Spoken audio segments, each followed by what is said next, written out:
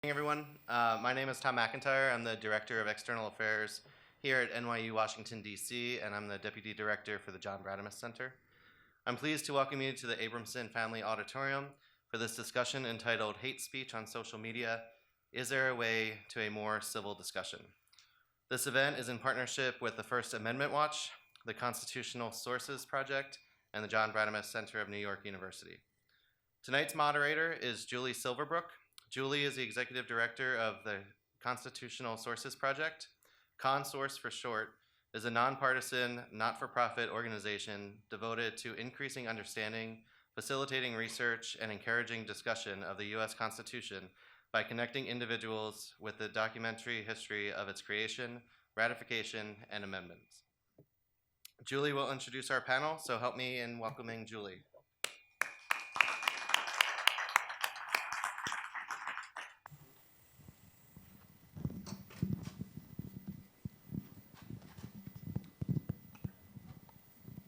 Thanks for those intro remarks. I'm going to go ahead and get us started by first introducing our panelists. So immediately to my left, your right, is Timothy Zick, who is the John Marshall Professor of Government and Citizenship and Cable Research Professor at William & Mary Law School. He graduated summa cum laude from Indiana University and summa cum laude from Georgetown University Law Center. Following law school, he was an associate with the law firms of Williams & Connolly in Washington, D.C., and Foley Hoag in Boston. He served as a law clerk to the Honorable Levin H. Campbell of the United States Court of Appeals for the First Circuit. He is the author of 4 university press books on the First Amendment and is the author of a new book, The First Amendment in the Trump Era, seen here and for sale tonight. He'll be signing books after this evening's panel concludes, so stick around for that.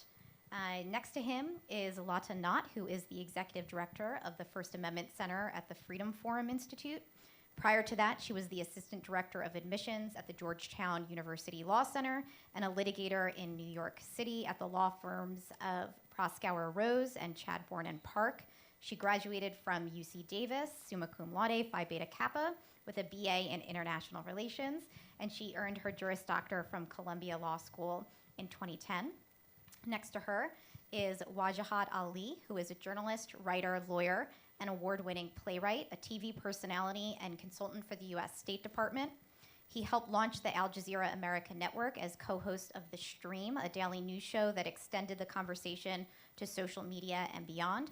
He was also a national correspondent, political reporter, and social media expert for Al Jazeera America.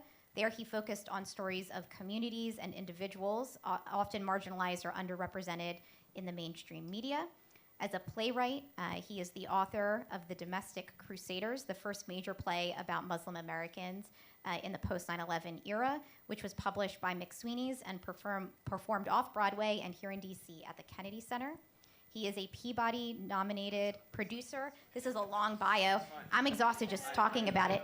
The most important thing is that he is a frequent guest on CNN, and he regularly writes in the New York Times, The Atlantic, The Washington Post, The Guardian, and Salon. He is also on social media, so you should follow him, and he will be able to talk about his experiences on social media. So we are going to spend the bulk of today's discussion talking about the dark underbelly of social media. But before we do that, I thought I would ask each of the panelists, and Tim, we can start with you and work our way down. Talk a little bit about ways in which social media has facilitated greater freedom of expression and the marketplace of ideas. Sure. Thanks, Julie. Thanks for inviting me. Thanks to all of you for coming.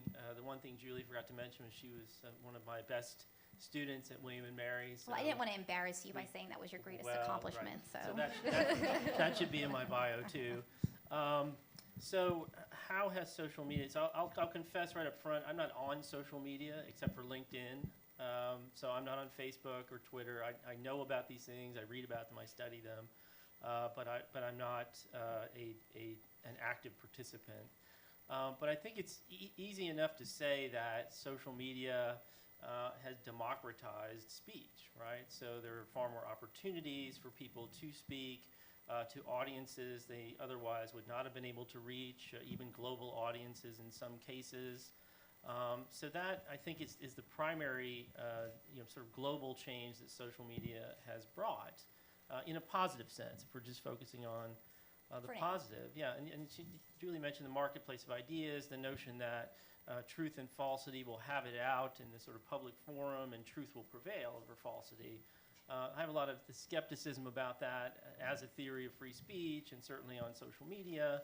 But what I will say is it's based on the notion that you have opportunities for counter speech. So you have speakers, you have counter speakers, and you have an opportunity to engage. And it certainly does, social media, provide those opportunities. And a lot of negatives in that, and a lot of caveats that I would throw into. But I think those are the two things that I would point to as primary positives. So I'm glad we're taking a moment to talk about all the good things that social media has wrought, because I'm sure the rest of this panel will be about all the evil that it's unleashed. But so I work at the Freedom Forum Institute. It's located at the museum, and a lot of my colleagues are journalists or former journalists. And one thing that I think a lot of people miss is that age when the godlike voice of Walter Cronkite was telling the American public what was what. And everybody believed it, and there was no skepticism, there were no cries of fake news. And I understand that completely.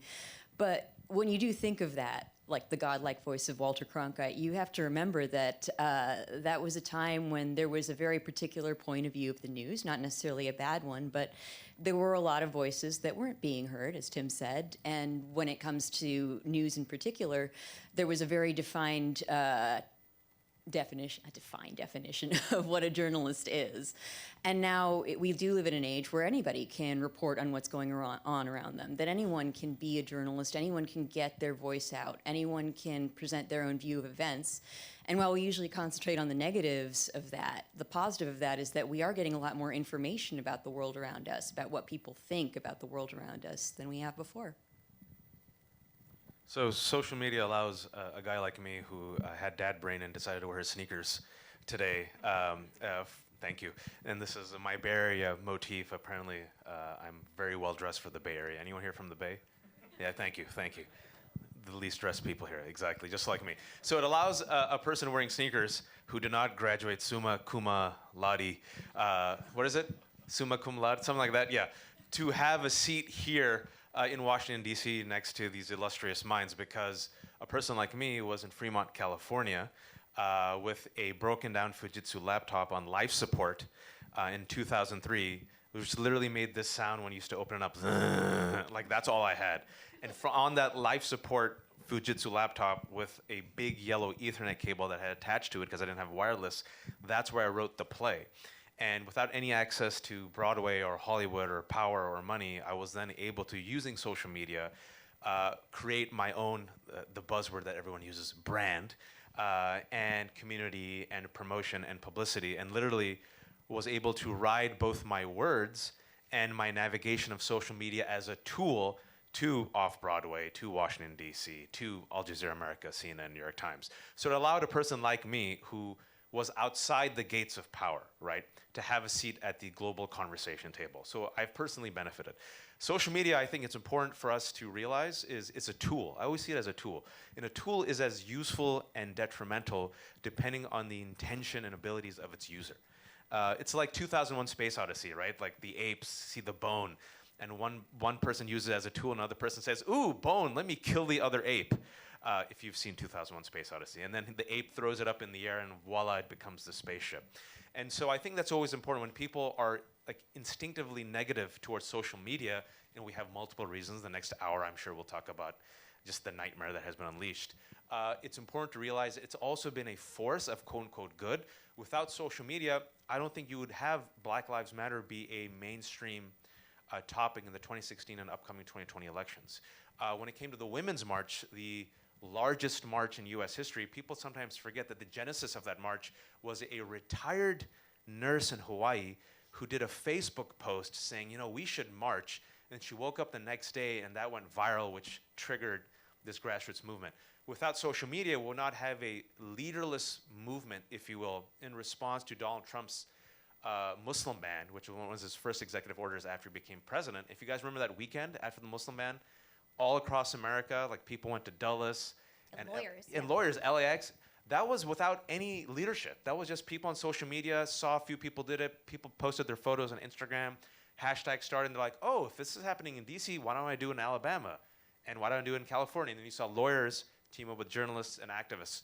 So that's the positive of social media. It has given an entrance to people who are oftentimes excised from the narrative, a place at the global table, and given a spotlight to certain stories and movements that otherwise would have been snuffed out. And I'll give you one example of how it's helped students, because it's NYU. A couple years ago, 3 students were killed brutally at UNC, a hate crime, if you guys remember.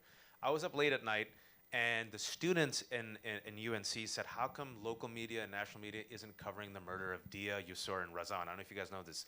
The 3 Muslim American students who were shot and killed by Craig Hicks, the neighbor. A local story became a national story, became an international story overnight because of students using social media in a very smart way. And the brother of the slain young man, Dia, with his social media savvy, as he's processing the death of his brother, rebrands it as Our 3 Heroes, creates a Facebook page, makes an illustration, and they were able to curate and create a proactive story that took a tragedy that would have been otherwise forgotten into an international story that put awareness on hate crimes. Great. Anybody else want to have a positive story to share before we go dark into trolls and bots? Nope. All right, we're going to launch right into that then. Nice. So who here has social media, uses social media platforms? Okay, so Tim's probably the only one. Well, I'm on LinkedIn. Oh, so okay, sure. I'm social media. LinkedIn counts. Have any of you been the victims of bullying or trolling of some kind on social media? If so, and you're willing to admit it, I'll raise my hand. Okay, so you're at least aware that this happens. You're aware that there's fake and misleading information that is proliferated through social media. There's all kinds of antisocial and anti-democratic behaviors that occur on these platforms as well. So I'm going to start with Lata on this. Can you tell us a bit more about these behaviors and why you think they might be more prevalent or appear to be more prevalent on social media platforms? I can think of a few reasons. First of all, that they allow people to interact with other people anonymously, which can really unleash a lot of terrible behavior that you wouldn't necessarily do if you knew that your real name was attached to the words and the images that you were posting. Second of all, especially when it comes to misinformation online, everything moves faster online. Everything, a story that would usually just get quashed as soon as it went out can spread around the world, and people can be believing that it is the gospel truth before it can be debunked nowadays. So that's another aspect of that. And I think there's also an element of it's built into the social media platforms themselves. These are companies that thrive on engagement, and many a study has shown that what promotes the most engagement is outrage. So putting something up that's controversial, putting something up that's meant to rile others up or troll other people, that's what gets engagement. That's what gets outrage. That's what gets clicks, and that's what gets advertising dollars ultimately for the social media platforms. So the system is sort of set up to encourage sometimes our worst impulses. And I guess the last reason is that human beings are terrible. But it really does. It is a system that's, when we find fault with social media, sometimes what we're finding fault with is basically our worst instincts are sort of allowed to run rampant on the platform. So either of you can jump in on this. Go ahead. Human behavior, first and foremost. We've seen that the messages that stick the most are the ones that appeal to our emotions. As Lata said, unfortunately, especially on Twitter, the stuff that usually gets the most virality, the fuel of it is anger and outrage. It's not the only one. Love also works, cats playing piano, dogs, but anger and rage, right? So think about just human behaviors, like our reptilian brain. It responds immediately to something which engages our emotion. Number 2, the social media companies themselves, and this is the problem with technology. I'm from the Bay Area. They're like, ooh, shiny toy, unleash it to the world. Oh, we haven't thought about the consequences. Ooh, shiny toy, go and play. Yay, democratization, and everyone has a seat at the table. Ooh, we didn't think about disinformation. or bullying. And another problem, and we should talk about this a little bit more, is the people who created these toys are oftentimes white men. Some of my best friends are white men. I have nothing against white men. I love the white man. My favorite white man is a moderate white man. It's nothing against the white men. But you're also losing 51% of the population, women, African Americans, Latinos. So when it comes to the people who created these tools, if you take in the input of how these tools could have been used in a more beneficial way to impact all of society, right? That input was missing. Then you look at society. If everyone has now access to a smartphone, who here has access to a smartphone? Pretty much everyone, except that woman right there. You're the smart woman right there with the flip phone. You are now attached to a blitzkrieg of information. We have more information now than we have ever had access to throughout human history. What does that do to a society? We do not know. We're literally like the rats in the lab right now, right? And so who has control and access to that information? And the social media companies themselves have not yet caught up to the repercussions of their technology, the terms and conditions, how to fight fake news. Because once that virus is out, yeah, you can decontaminate one person, but it's already spread to 7 other people. And then society at large, unfortunately, maybe it goes back to your cynical view of human beings are just terrible. Some of us are. Social media and human emotions and existing biases get amplified. And so when you use social media, if you have something fraying, something poisonous, something rotten in the state of Denmark, say racism, misogyny, it just needs a spark, right? Look at Sri Lanka. Look at Myanmar. Like Sri Lanka, you could literally connect the dots to how there has been a proliferation of anti-Muslim, anti-minority hate crimes to disinformation linked to Facebook. And so that is perhaps how I just wanted to connect some dots there. And then also media itself, the sensationalism of media. And the final thing I'll say is, and again, how social media is exploiting, the bad actors on social media exploiting what's happening in society, the collective lack of trust in our institutions. The lack of faith in media, the lack of faith in elected officials, the lack of faith of any institution. And then some outliers come and exploit it. And then they say, you can't trust those guys, trust us. We're the real media. And some presidents, I wonder who, also say, don't trust any of my critics. They are the enemy of the people. Just trust me and my Twitter feed. But other than that, it's going great. I was going to say to that last point, we have a poor example setter in the Oval Office. I'll plug my book only once. There's a chapter on hate speech, and the book is about the Trump era and about largely the president and what he said about the First Amendment and what he said in terms of sort of hateful and derogatory speech. And I think that emboldens other people to make those statements, not just on social media, but in real space as well. It's harder to hate, though, when you're right in front of another person. It's so much easier if it's anonymous, if you have no connection. There's no social cohesion in a lot of these online places, it seems to me anyway. You lack sort of opportunities for real conflict, by which I mean if we're all siloed into our own little worlds, right, and someone says something hateful, it just gets, like you said, amplified instead of challenged. There's no one there to challenge it. So I said the marketplace is all about counter speech, and you have opportunities for counter speech online, but they're only effective to the extent that they're getting through to the people you're trying to have a debate with. And I think that's a very difficult proposition on social media and on the internet in general. That's a great segue into our next question, which is what can social media companies do to police these bad behaviors? What should they avoid doing? And is there a danger that the social media platforms go too far in their regulation of speech? Who gets to make the decisions? Is there any kind of process involved? Social media companies not being government actors, they don't have the same limitations on them that a government actor would have. So Tim, I'm going to start with you on this. Sure. Are there things that social media companies can do? Yes. Are they doing them? Some of them already are. Some of them are being forced to do that. For example, in Germany and probably in France too, and maybe the European Union as a whole, where governments have sort of pushed Facebook and other social media companies to take down speech that is hateful under the laws of those nation states. So partly out of that pressure, and even here, I think out of the pressure of maybe being regulated if they don't take some action, social media have regulated content. And part of that content regulation relates to hate speech.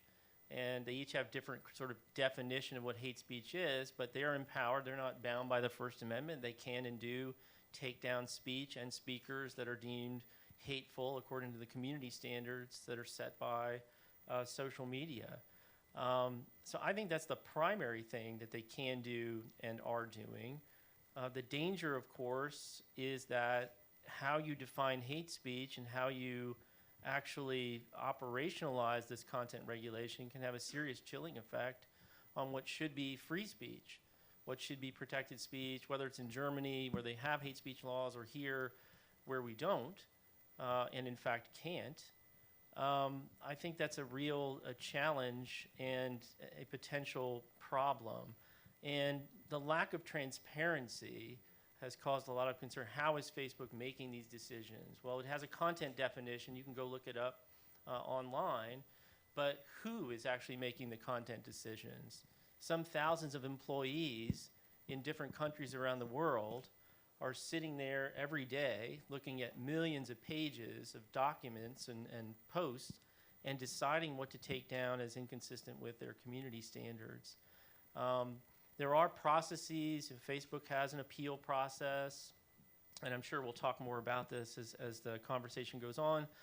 They're even proposing to have something like a Facebook Supreme Court that will decide appeals and then issue opinions on why content is deemed regulable or why it was prohibited online.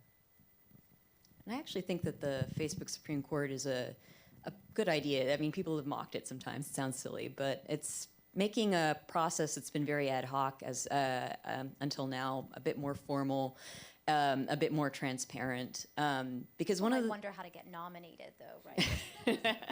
Most likes. yeah, right. I'm sure it's like a competition somewhere, but I think that just adding to what you're saying, which is all absolutely on point. I think that one thing that a lot of the platforms have done is they've been changing their policies in order, every time there's a public debacle over something, they quickly shift their policy to something else. For instance, Facebook had a policy against showing bare breasts in photos on its platform, and then people who were like showing mammogram scars or breastfeeding photos complained. They quickly shifted it, so now it's this ultra-specific policy that allows bare breasts only in these circumstances, and that's just one of many examples of how the policies just basically shape themselves around every public controversy. And one problem there is that if you are a famous person or if you are able to generate attention from famous people, then you actually could have an impact on a social media policy. But for other people, the policies are rather inconsistently enforced. And I think that's a major problem right now because, again, all these platforms, they're private companies. Just like restaurants can say you can't come in if you're not wearing shoes, they can ban whatever content you want. But it's one thing to say that we have a dress code here, and it's another thing to have like an ever-shifting definition of what a bow tie is. That's not good, and that's something that we're dealing with right now. But I think as these processes become more formal and more transparent, hopefully they'll get a little bit better. I just want to just ask a follow-up question, which is, my guess is that most users of social media platforms don't actually know any of this. They don't even necessarily know how to empower themselves with the information. It's particularly difficult when those definitions can change very quickly. Do you think that social media companies have a responsibility to make sure that users know where to find this information? Occasionally you might get like a Facebook notification pinned to the top, or Twitter notification pinned to the top of your feed telling you something has changed, but I think it's probably fairly rational that most people just click the exit button and move on to cats and dogs and other things that they want to look at on social media. Oh, absolutely. I think that everybody should know what the process of appeal is.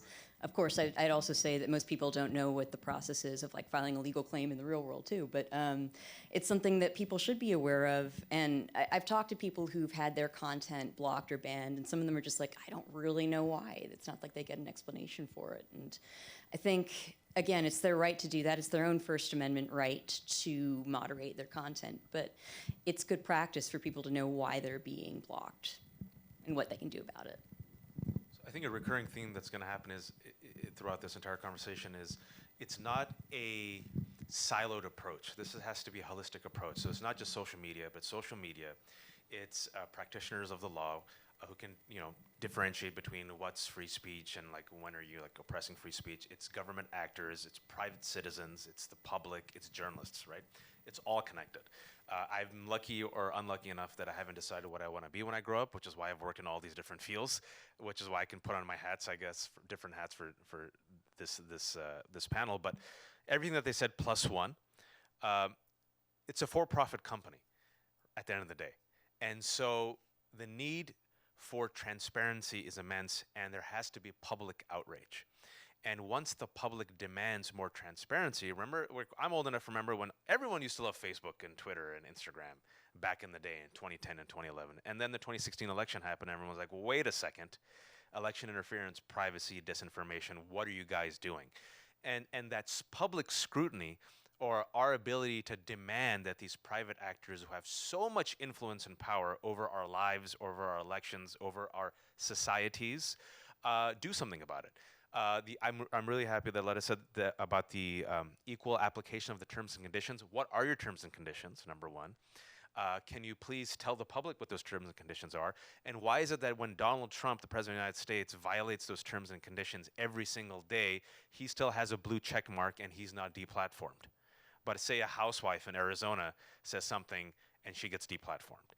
And then when this happens, there is a legitimate grievance from people, right? At the same time, they can and should do more to ensure that our privacy and our data remains private and somehow doesn't end up in the hands of, I don't know, Cambridge Analytica or big data, then all of a sudden sells us stuff based upon our clicking habits. And we're wondering, how come we're getting ads based on, say, the item I bought from Amazon 2 weeks ago? How they find that out, right? And we know that Facebook, let's just say, has been a bit lax when it comes to our privacy. So can they do more? Yes. I've worked with Facebook. I worked with social media companies in my previous job. And I can tell you that they were leading from behind then. And oftentimes, even though I had a great relationship, we did great projects in Indonesia, in Bangladesh, and Malaysia, literally dealing with the negative impacts of social media, how it has given rise to disinformation and hate. It was mostly that endeavor was done because of the pressure put upon them by those governments, meaning they did not proactively go out there and say, oh, our tools are being used to cause oppression against Christians in Indonesia or Muslims in Myanmar. And so the for-profit companies also, I believe, and this is where, if you're a for-profit company, like you said, they're not really beholden, right? They can deplatform who they want. And this is where it gets really interesting, is as a society, do we really want to amplify the KKK, even though they have a right to their message? Meaning, if we have a platform, do we want to have both sides where, oh, this is a KKK member. Oh, this is a climate change denier. Let's give them an equal platform with, I don't know, the rest of society. And so when you see that when Facebook deplatforms people like Milo Yiannopoulos, you guys know him, right? Or when they deplatformed finally Alex Jones, what happened to their, all right, thank you. InfoWars, literally the guy who promotes fake news and conspiracy theories and says that Sandy Hook was a conspiracy theory and didn't really happen, right? That Alex Jones. They finally deplatformed him. What happened to his influence? Yeah, disappeared like that. Milo Yiannopoulos is just desperately trying to find a forum. And so this is where we as a society then, based on changing norms of what's acceptable, and this is what's really dangerous as you slowly but surely creep towards normalizing racist, hateful, authoritarian behavior, do people like Milo Yiannopoulos or Richard Spencer need a blue hashtag and a platform on Twitter to spread their hate? But let's talk about this a little bit, right? So when you like the result, right, it's somebody whose ideas you find distasteful, offensive, wrong, harmful. When they get deplatformed, you applaud that, literally applaud that. But what if it's somebody who you agree with when it happens? how do you police that when it's a company that doesn't have the same responsibilities that a government actor has? You can answer, you not answer.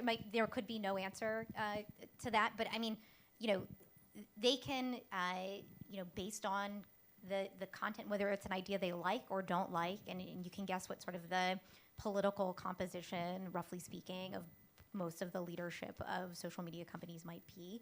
I think you could say that maybe certain people of a certain view feel that they are disadvantaged and much more likely to be, have their platform removed than maybe some other people. Well, I'm always a little concerned, as much as I'm not an Alex Jones fan, he also sold diet pills and like other crappy things like that. So of all the things that he had to hawk on his Facebook page and on his YouTube channel, I'm not a fan of it, but I do get a little bit concerned when different people and organizations get deplatformed, because again, you do have these companies making a decision about whose voices get heard or not. And while that's their right, they can do that. I mean, it's if we're looking at free speech, we're basically putting it in their hands, like what is acceptable for us to hear and what isn't. It's kind of the same reason why we have the First Amendment, to protect us from the government deciding what's offensive and what's not. So I always have mixed emotions when somebody gets deplatformed, especially somebody I don't like and I disagree with, and I feel happy that they're not out there, but at the same time, it concerns me the power that we've given these for-profit companies to decide what we can hear and what we can't hear. And so while I understand the argument that you might be giving this hateful person a platform, part of not so much the marketplace of free speech, which I've never actually agreed that with the marketplace theory that the best ideas will naturally rise to the top. Like, why would we think that? It's not that so much. It's more that I think that when you give someone else, whether it's your government or a company, the power to define what kind of speech can be heard and what can't be heard, eventually I think that power will be used against you. So that's always something that I keep at the back of my mind. And also, they don't apply the standards evenly to everyone. And I think that's one of the biggest issues. Isn't just that it's not always clearly defined and evolving, but also that we don't have any idea if they're going to apply it to everyone in the same way, or even if right. So much of it is based on publicity and public outcry. Right. And part of the reason we don't have hate speech laws in this country, and of course there's the First Amendment reason, but there's also the problem of defining what it means to engage in hate speech. And to the point made earlier about shifting definitions, that I've lost track of how many content categories Facebook has, but hate speech is certainly there, but that definition evolves, and it's applied by people drawn from places we don't know anything about. We don't know what their credentials are, whether they're experts in free speech or experts in hate, or what exactly are their background credentials. And the worry isn't Alex Jones. Very few people are going to weep for Alex Jones. The worry is Black Lives Matter, or some other dissident group, sort of a minority voice, if you will, that gets shut down or taken down because their speech is considered hate speech by the lights of whatever employee or contractor is employed by Facebook at the time.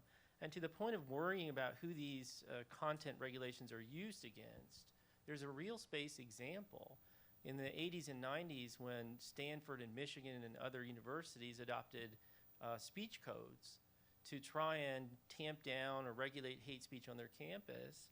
Those laws weren't used primarily against white racist speakers. They were used against black students by white students who complained that the black students were engaged in hate speech.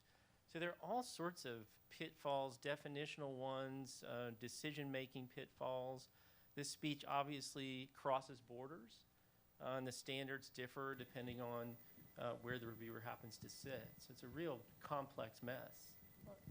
Another good segue into my next question, which is what role, if any, does government have to play here? And because we're talking about lots of different governments and not just government in the United States, how complicated does that make things for Facebook and for users?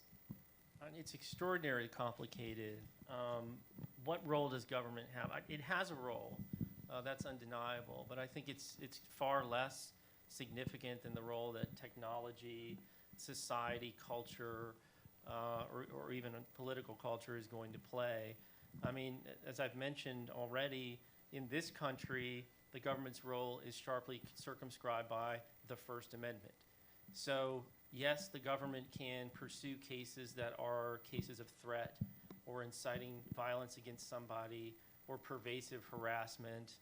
Those things are open to government to enforce, but there are no freestanding hate speech laws, as there are in other countries, for governments to enforce. And they should be focusing on those things. When there's cyberbullying, harassment, certainly our governments can do a better job of enforcing those laws.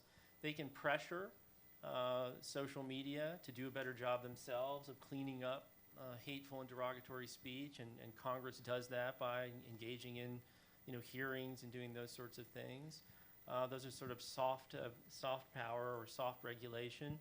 And governments can play a role in educating, whether it's a public university or the highest official in the land. Imagine that, right? Educating people about the harms of hate speech and why equality is important. In other nations, of course, there are direct proscriptions on hate speech. And those can be and are enforced. It's very difficult to enforce them on the ground. It's even harder because of scale, because of traversing boundaries to enforce them on social media. But in those countries, at least, you have a sort of direct governmental role enforcing the hate speech laws they have on the books, and as I mentioned earlier, pressuring social media companies to take down material that violates those nation states' laws within 24 hours. That's the German version of this, or face very steep financial penalties, steep for us, not steep for social media companies. So there is a role for government to play, or multiple roles, I think, for government to play with the problem of hate speech, but you have to take into account all of those different complications and more. Anybody else want to weigh in on this? Or, I mean, that pretty much, I think, covers the I mean, it government's shows it's the extension of the responsibility. last conversation, right? In the sense that it's a minefield. Like, where's the balance? That's basically the question. Where do you strike the balance? Because there is a problem. These tech companies are so influential, so big. We see the poisonous after effects, but then how much government intrusion is too much? And who gets to decide? And especially this government. And this government, which had its social media summit, I think 2 months ago, if you guys remember, and I don't know if you guys paid attention to it, because there was... Well, yeah, well, there were a lot of other breaking news that day, but the people that this administration decided to invite were individuals who, let's just say, were the hawkers of conspiracy theories and disinformation. And those were the social media experts and news outlets that this government decided to elevate, right? And so, and exactly as Tim said earlier, oftentimes this has been used against marginalized communities. And so it goes back to this multidisciplinary role, if you will, right? Like, what is the terms and conditions of the company itself, a private company? Are you clear? Are you consistent? Are you enforcing it consistently? What are your company's values? Can I say values? Is that possible? Yes. What are your values? Are you employing those values consistently? And then I think a component that hopefully we should talk about, I don't want to get ahead of the curve, is what do we do as a society when it comes to education? Because I think that is the proactive approach, the long-term approach, which isn't that sexy, but I think is going to be, I don't know if it's a silver bullet, but that's really what we have to work on, is inoculation. If we see this as a virus, how are we inoculating? So let's talk about that. The education function, the ways of changing society. A big part of what we do at ConSource is try to educate people about the American system of government, and unfortunately, it's an uphill battle because there's a huge amount of civic ignorance in the population. Not a lot of classroom time allocated to civics and history, not as much as there should be. So given that we have this history of civic education in this country, we haven't done a very good job thus far. There's already disadvantages when it comes to serving that education function. So what can be done? What are the challenges? Let's kind of talk a little bit about that, because I agree it's important But I think it's also important to know that's going to be an uphill battle, and we need to be candid about that. Well, one thing is, first of all, civics should be a subject in school again.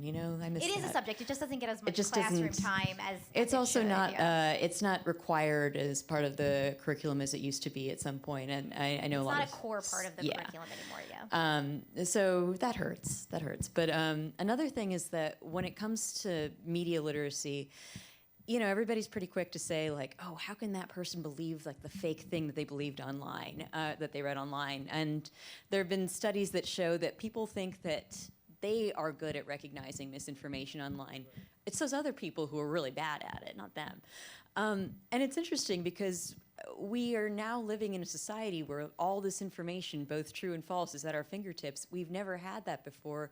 A few years ago, you could not say, quote Wikipedia in an article, and now people sort of do it all the time. Things are changing pretty rapidly, and I don't think it's anyone's fault, really, that we have not all learned as a society just exactly how we're supposed to be reading the news online and what we're supposed to take from that and what are best practices for making sure what you're reading are reading is true and accurate. So I almost think we need to stop treating it as a partisan problem, as like, oh, this is like somebody else believing stupid stuff that they read, and just think of it as like none of us are very well equipped to do this just yet. And these are skills that everybody needs to learn. And we were talking about Schoolhouse Rock in the green room before, but just sometimes I think just basic sticky information like, well, when you read something, you might want to click on the links and see where they lead. Little things like that can just be very helpful in making people more cognizant about how they should be absorbing information that they see online. Well, I mean, I work in a university environment, so we should be educating our students about lots of different things. And in this context, some of us have pushed our leadership to educate our students as they come in the door, not about freedom of speech, sort of doctrinally, the law of free speech, but what you're likely to encounter here. You're going to hear things that make you uncomfortable. You're going to hear things that make you feel unsafe. What you do when you hear those things matters a lot to how your education is going to unfold, right? I'm talking about academic freedom. I'm talking about the counter-speech notion that I mentioned earlier. We aren't currently doing that. We're not doing a very good job of sort of letting our students know about the enterprise of academia and encountering bad speech and what the proper response or appropriate response to that is. If you believe the polls, and some of them I believe more than others, a lot of university students don't think that hate speech ought to exist. They feel that they have a right not to hear it, that it should be expelled from campus, that it should be expelled online. I'm sure content regulation would be just fine. We need to do a better job of explaining why that's not the right, it's not just the unlawful position, right? The First Amendment doesn't allow campuses to act that way, but that it's a dangerous road to go down to say that speech that I disagree with or that upsets me, that offends me, shouldn't exist in the world. It's going to exist, and we have to teach people how to react to it when they encounter it. And I would argue that that needs to start way before they get to the I would college agree with that. or law school level. I think this goes with civic education, media literacy. All of that stuff really actually needs to be a part of the K through 12 curriculum. Because if we're not, first of all, not everybody goes to college. Certainly not everybody goes to law school, nor should they. And I think there are plenty of lawyers in the room, on stage. Go if you would like to go, but there just aren't enough law schools, thankfully, to make everybody a lawyer. Society thanks the law school marketplace for that. But people don't know, right? And they also, I think they haven't internalized these values, and that's another component of this as well. Although values is like sort of murky, sometimes it's difficult, especially for public school teachers, to kind of weigh in on that. But the education has to start young. And we have to figure out ways to support those efforts. I know the Freedom Forum Institute does some stuff on that as well. I mean, that was a good assist for me, because I remember 4 years ago I said media literacy and teach digital literacy as a core subject in 5th grade, and people laughed at me. Now they're not laughing, which makes me a little bit feel better, but I'm usually the person who says something, and then people say you're crazy, and then someone else says it, and they're like, oh, you just copied them. So I remember 5 years ago, I said, like, this is where, again, you need multiple partners in society to come together. So parents, families, the education system, governments which provide funding, the tech companies that provide the tools, philanthropists who can hopefully give the money, because it's a three-part, I think, process. First and foremost, going back to my first answer, it's a tool. And these tools are prevalent everywhere. I remember I was just stopping at a stoplight in DC yesterday, and I looked to my left, and there was a bunch of kids, probably like 10 to 12, waiting for their parents to pick them up. I just scanned the entire row. It was about 12 kids, 8 of them were on smartphones. And I'm like, oh, things are changing, right? So how do you learn these tools, number one? Number two, how do you manage your digital footprint? And I think no one talks to our kids, or forget kids, even us, right? Like, do you know that what you're tweeting and what you're putting on Facebook or LinkedIn or your emails can and will be used against you in the court of public opinion forever? And we joke about, oh, Hunter Biden and like Donald Trump Jr. and their kids and what's gonna happen. Think about this, like what our kids are putting on Instagram can and will be used against them in 20 years when they run for office. So what is the consequence of your digital footprint on your privacy, right? So teaching kids that. Then also, how do you inoculate them and give them the skills so that they can identify fake news and disinformation? Like, that's a skill itself, right? That requires training. And then finally, I'm gonna be more ambitious. How can they be disruptors? So when they see fake news or disinformation or hate, however you want to define it, instead of just being passive, using these social media tools, they can actually disrupt and actually break it off and take someone off to, like, say, greener pastures. And this already happens, say, in who here has Facebook? Okay, so in the comment section, when someone's bullying someone or when someone posts a link, now you see us automatically as good citizens saying, hey guys, this is a fake link, this is appropriate link, and then you see the thread, you go, oh, I didn't know that, thank you. And then they delete their comment. Now it's already spread out, but if that person had not acted as a disruptor, who knows how many people, who knows where that virus would have gone. Or if you see bullying, you see someone step in and disrupt the bullying. That's why I think if I could put all my money in a proactive, preventive measure, it would be teaching all of us digital literacy starting, like you said, age 10. Yeah, wouldn't that be a great philanthropic area for social media companies to invest in? And governments and education and private actors. So I want to talk a little bit about the remedies for people who are attacked on social media, bullied, or are the victims of hate speech, however that's defined, wherever you're sitting when you're being targeted in this way. So Tim, I want to focus with you on formal government remedies, and then we'll open it up to Wajahat and Lata talk a little bit about the remedies that are available within the social media platforms themselves. Well, in terms of legal remedies, so if you're a victim of cyber harassment or bullying or derogatory speech, pervasive harassment, you do have remedies, right? You have remedies under state law, state common law causes of action. You have statutory protections for online bullying. Danielle Citron, who's a law professor at Boston University, wrote a terrific book called Hate Crimes in Cyberspace. And she focuses in particular on sort of gendered speech, how women are run offline and harassed offline, whether it's in the gaming context or just in general.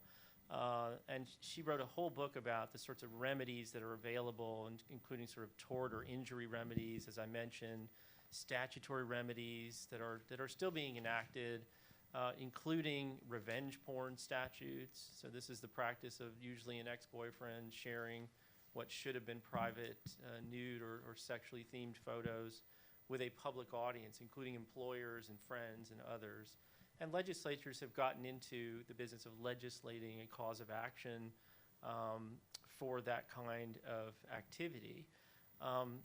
Those are in the United States, right? If you want to talk about other governments in other parts of the world, of course, as I mentioned, there are criminal laws and civil laws against engaging in hate speech, whether it's the denial of the Holocaust in Germany, or selling Nazi paraphernalia in France, Germany, other parts of the EU. So there are remedies, legal remedies. The difficulty is, number one, the expense of pursuing them, finding a lawyer who's willing to take your case and then pursue it through the justice system. So that's one particular barrier. Another one, and Danielle writes about this in her book, is that police officers or people of authority don't tend to take these claims very seriously, or at least they didn't used to, either because they don't think it's, you went online and you sort of assumed the risk that you might be subjected to hateful speech, or they don't understand the technology. And so they need education as well in terms of how to deal with that. So there are multiple remedies, but they're very difficult to take advantage of. So what are the remedies within the social media platform? Because I agree that those are, there's lots of barriers to accessing lawyers generally, but also here where you're taking on, huge, very wealthy companies who, have some of the best lawyers in the country. That's a real barrier. So I think a lot of people, maybe to the extent that they are aware that there's a remedial process within social media companies, and I would guess that most people are not aware of that. Do they take advantage of it, and then what do those processes actually look like within social media platforms?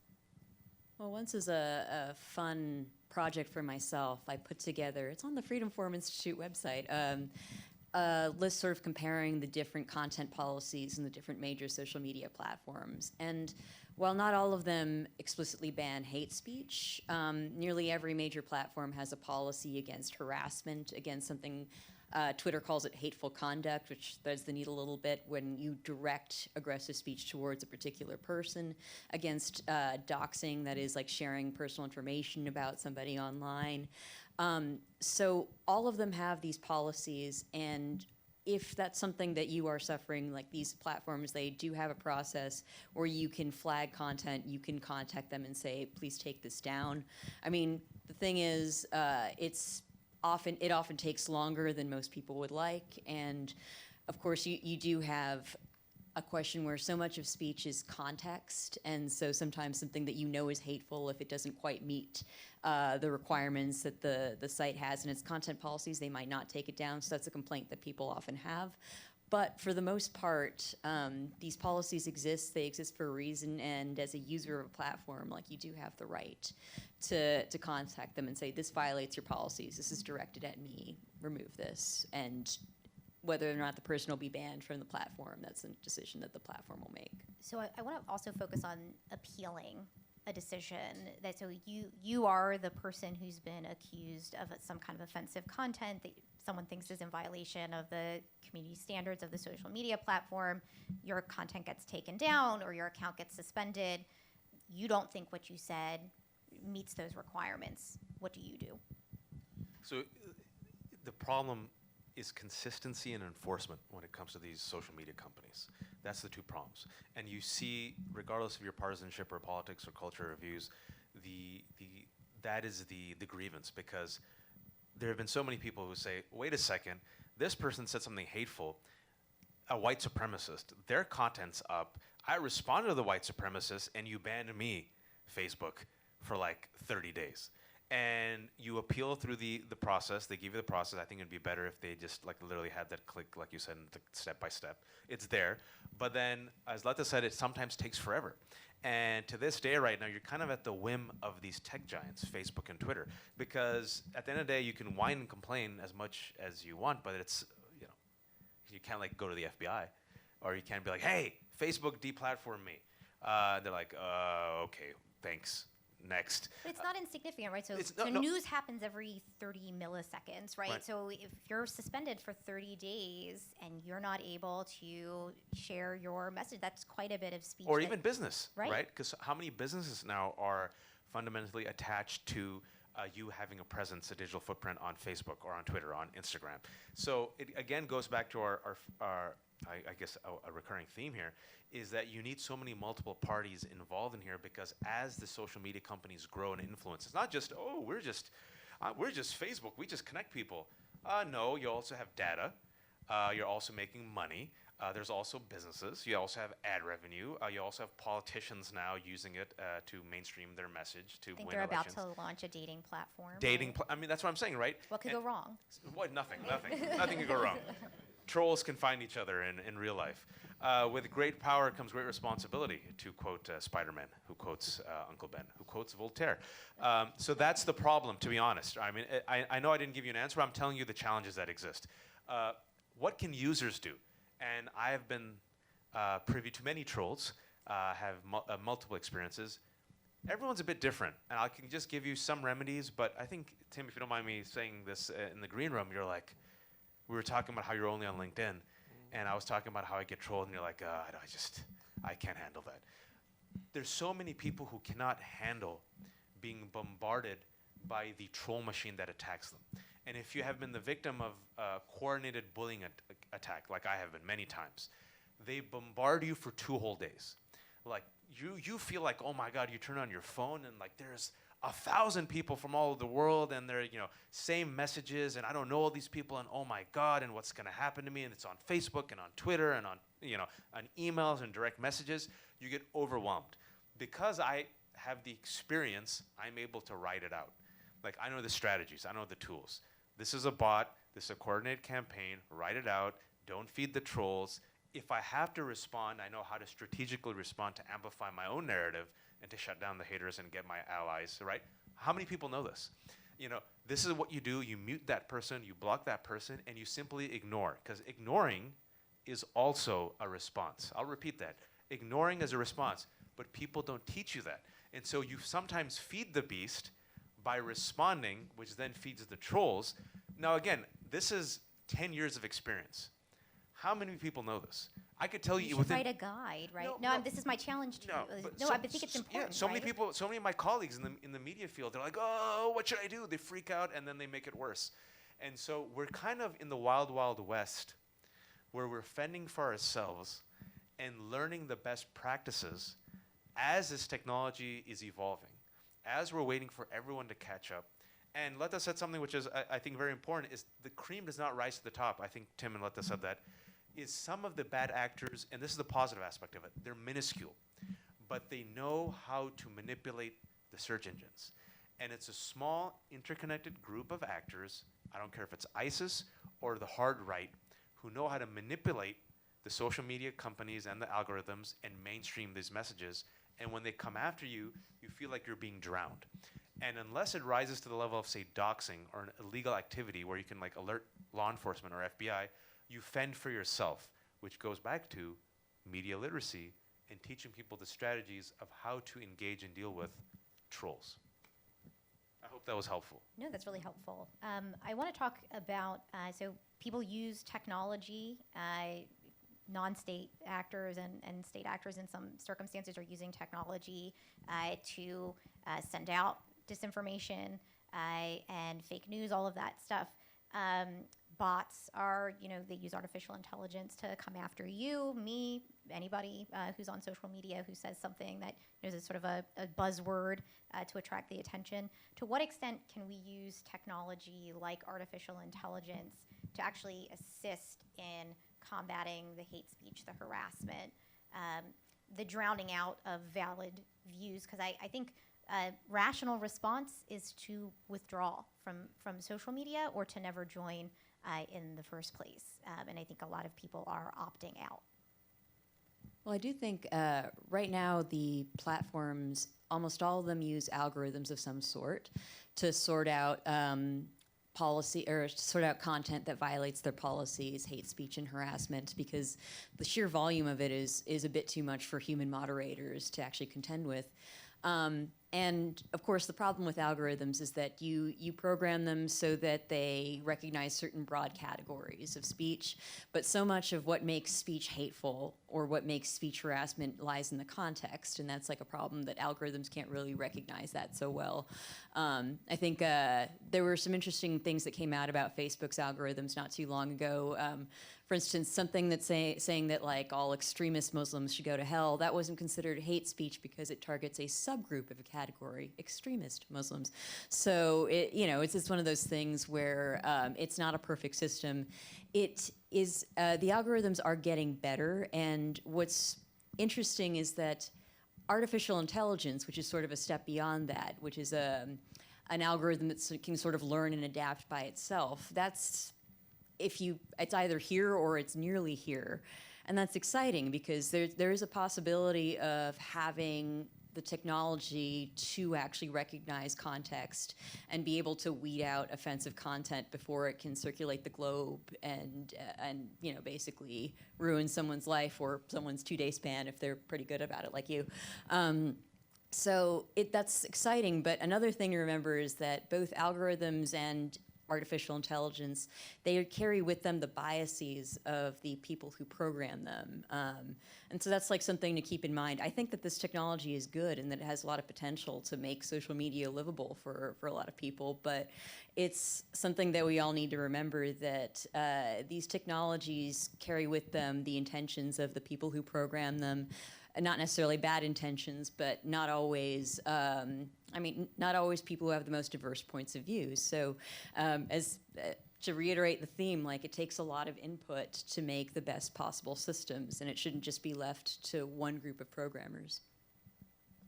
Yeah, I find that one of the most sort of disturbing aspects, the use of artificial intelligence to sort of mine words and take down content before it ever gets seen. Because under the First Amendment, that's a prior restraint. It's flatly unconstitutional. Of course, Google and Facebook don't have to abide by those First Amendment standards. But it goes back to issues we've been talking about. Who's doing that deciding? Who's loading the algorithm? Who's programming this thing? There are at least 1 or 2 studies that suggest, in terms of biases, that the artificial intelligence has a sort of racist component. That it picks up African American speech patterns and labels them as hate speech, which of course means that content will never be seen, and that's a real problem, obviously, and it's not the only problem, I'm sure, with these kinds of tools. And any filter of that nature is going to overblock and underblock, but I do worry about the use of that particular tool by Facebook and other social media companies. I think someone said that, augmented intelligence is what we need, but you need the human driver behind it. How these social media companies, I think, can get around it maybe is if they offer tools to the users. These tools that allow you perhaps to audit yourself if you so desire. Like, maybe these tools that can help you with your privacy or your content, right? Like maybe we did something in Philippines where a bunch of programmers, we did a hackathon where they came up with a tool on Facebook that would before you posted would allow you to review your post and would just highlight, based on the code they created, some language that might be offensive, but you get to choose at the end of the day if you want to post it or not post it, right? Just an example. I thought was very interesting. So augmented intelligence with a human component, with a plurality of voices in the room that create that tool for the user. I hope I'm not sounding like just saying the same thing over and over again, because again, in these rooms oftentimes it is white men who are the programmers who unleash the tool without the input of, say, a Tim or a Lata or a journalist or someone in civic society or an activist. And if you had all these people in the room who helped create these tools that would help empower the users, all of us, going back to what we said, these tools then can be used hopefully in a beneficial way where in 10, 15 years from now, we say, oh, remember when we had fake news 15 years ago? No, those are interesting days. We still have democracy, hooray. Well, I guess in some ways pleased to say this will be up on, this discussion has been recorded, it will be up on YouTube, it will be promoted through Twitter and Facebook. So Google, Facebook, and Twitter will be listening. Whether they internalize some of the things that we've said is a different question. But I think we now have some time for audience Q&A. So we'll take some audience questions, and then if you don't have audience questions, we can break for the evening. Yep, in the back. You want to go over to the mic just so the audio picks you up?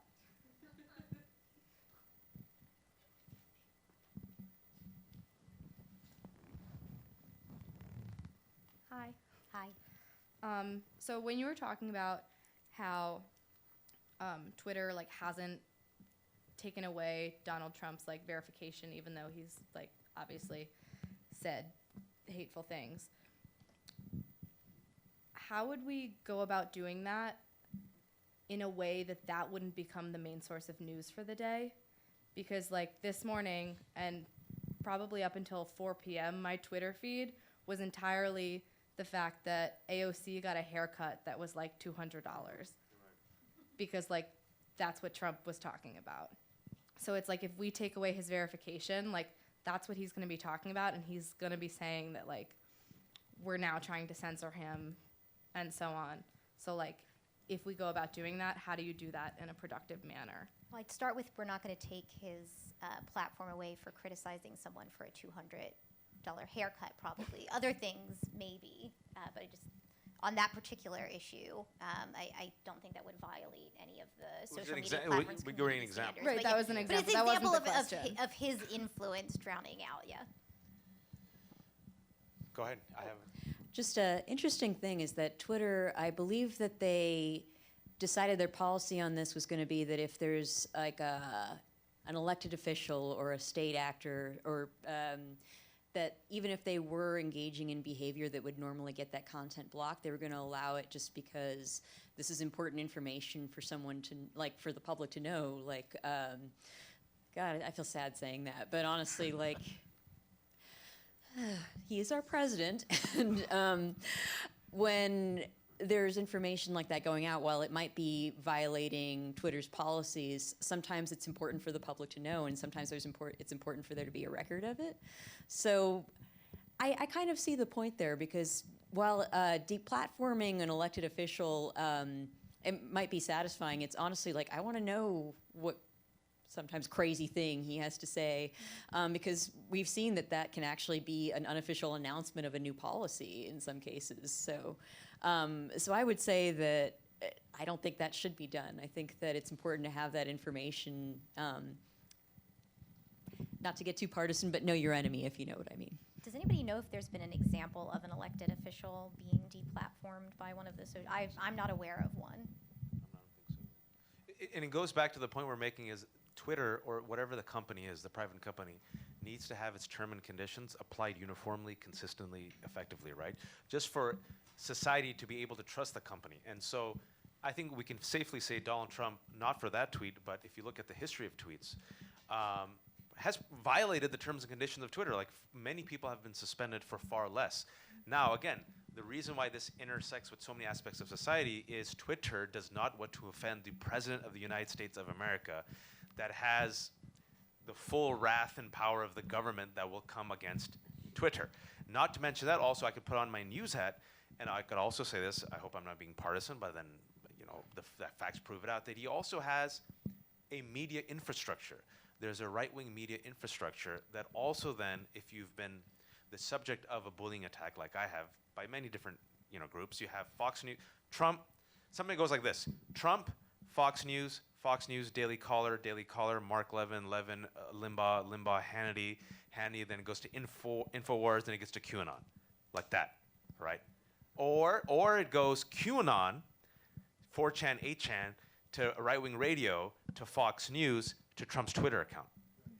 Or, like, for example, the Normandy tweet yesterday. That was an article from a right-wing columnist that he took out of context. He said it in a presser, and voila. So for us in the media, what I've been begging my colleagues to do, and I think we've finally gotten better, is we made a major mistake in the 2016 election. Not me, but many of us. We did both sides journalism, where we gave false equivalency. Hillary's emails, Trump's entire life, 50-50, right? And what we're seeing in the last 2 weeks, I think, is something interesting, is when it comes to the Ukraine crisis, and there are many people who, based on partisanship, were in DC, come out and like just say open lies. You see people, what do? They acknowledge it, but they shut it down with facts, and they pivot. So when it comes to this story, it's also up to us in the media, how much oxygen do you want to give it? You have to talk about it because he is the President of the United States of America. I'm sorry to say. It's like the most arguably powerful person in the world. So when he says something, you have to, you have to acknowledge it, but then you can kill it and pivot and move on. you also have to contend with the fact that you have an entire right-wing machine that is the minority, but knows how to use SEO, search engine optimization, to get Alexandria Ocasio-Cortez's freaking haircut as a trending news while everything else is happening today. And someone says $200 is not much, but you can have difference of opinions if it is too much or not. I think the irony, given the conversation today, is that bullying works, and the president's been pretty effective at bullying, Jeff Bezos and Google. I mean, he's accused Google's algorithm, or the people who set that up, of political bias. And he's got friends on Capitol Hill, like Ted Cruz, who are running with that and threatening. We haven't talked about this. It's a really important provision in the Communications Decency Act of 1996, Section 230, which gives all these platforms essentially immunity, with some very narrow exceptions, for anything posted on their sites. So they can't be held liable. And what Senator Cruz was doing was holding a hearing as to whether or not they should retain that immunity. I don't think that's likely to go anywhere, but if you're being sort of threatened in that way and you could be regulated to that extent, you think twice. And the other thing is, you said it best, right? These are companies, and they have a profit motive, and Twitter is Trump, and Trump is Twitter. What is Twitter without him? In some sense, right? He's sort of made the brand, right, for better or worse. So I think it'd be extraordinary for them to try and, get rid of him. To your point, though, it would become nothing but the story of political bias by social media, which is captured by Silicon Valley and the progressive conspiracy. So I think it'd be a horrible idea, frankly. As much as I don't like, and I'm not on Twitter, but I can't avoid his tweets because I watch the news. And the news media can't help itself. It's like catnip, right? It's like the snake eating its own tail. Absolutely. But it's good that he tweets right now because it's a lot of self-incriminating evidence. So I just want him to keep him and that's just me saying that. Him and Giuliani. Just put Giuliani on TV for 10 minutes every day. Great. We have a question over here. Yeah, one reason fake news goes viral so quickly is that sharing is very fast, easy, and highly encouraged. And I'm wondering what would be the unintended consequences if every time you clicked on share, a pop-up window came up asking, do you really want to share this? If we find out that it's not true, we will post a correction to your news feed and to your timeline, and let the people actually think twice before posting. I like that a lot. And I once had this thought. So there's this horrible statistic from a couple years ago that 67% of the links that are shared were never clicked upon in the first place. And I almost think, like, you should not be able to share something until you have read it, for God's sakes. But I like the idea of the newsfeed notice. Like, you can be shamed for sharing too indiscriminately. The first part of it is actually it's on point, and pardon me for not bringing it up, it is very possible for Facebook or Twitter to allow an option for you to click on to allow you to have a 10 seconds, if you will, or a 5 seconds. Because I remember Gmail, I think it was last year where it came up with that feature where it gives you 10 seconds to delete delete your email.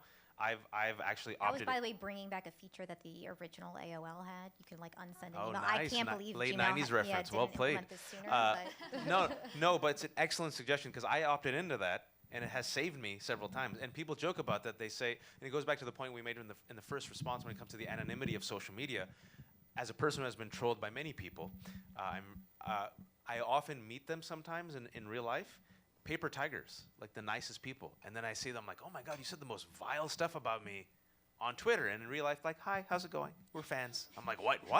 And it's because we've all done it. If we want to be honest, we've all been guilty of this. So if you can give yourself a corrective option of, say, 10 seconds, especially with the ease where literally with the swipe of your thumb, you can destroy your career or someone else's career, and you opt into it, meaning it's not forced, I think that could be a very easy tool for Twitter and Facebook, and many people have been asking, especially in the age of Trump, Twitter to allow that. And some people have also said, will Twitter allow us to edit our tweets? But the way it works right now is once something goes out in the media, even if you delete it, you screenshot it, it's over. Another question over here. Hi. I know this is a hate speech panel, but I had a question about misinformation. I guess we kind of already alluded to it. Today there was a piece of news regarding how Facebook's rejected to take off a Biden or an anti-Biden campaign advertisement. Sorry, let me rephrase that. Trump made an anti-Biden campaign advertisement, and it included just blatantly false allegations that he had bribed the Ukrainian government to remove an investigator to investigate that was investigating his son's company. It's been proven untrue, but this advertisement still exists, and Facebook rejected to take it off. And I was thinking how it's kind of complicated, but it reminds me a bit of defamation law, how that's an intentional falsehood, that in the sense that Trump intentionally lied, that the whatever words are going out are being published are intentional falsehoods. Even though the company, Facebook, can't be punished, can theoretically Trump or his campaign managers be punished for publishing an intentional falsehood, or does it work differently on a social media platform? I don't know. Oh, I'm sure he would love to file that lawsuit. He likes to file lawsuits. So could Biden, the person defamed, file a lawsuit? Is that the question? Yeah, I guess it is. I know that it would then you'd have to prove that it's incorrect, and there are Well, all you these have to prove things, more than but- that. So the standard for public officials like Joe Biden or a public figure, take your pick, is that the statement has to be made with actual malice, knowledge that was false when you put it out, or reckless disregard. He still might be able to make that bar, right? Yeah. So the question would be, do you want to start down the path of, in a political campaign full of puffery and rhetoric and outright false claims about your opponent, having a bunch of defamation suits on top of that? So technically, I see what you're saying, right? Yeah.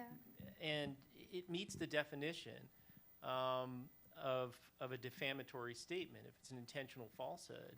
But I don't think lawsuits are Yeah. the way to resolve this. And I think to Facebook's position, right, they all of a sudden said, oh, we don't allow false advertisements, but there's an exception for political ads, which It's wasn't, like evidence. you're right, which wasn't Yeah. transparent to anybody until this happened, right? And maybe that's the right policy, maybe it isn't.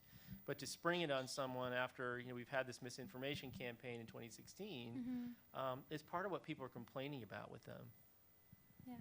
Incidentally, the reason why, like a lot of political ads, some of them are implications and things like that, but some of them do contain falsehoods.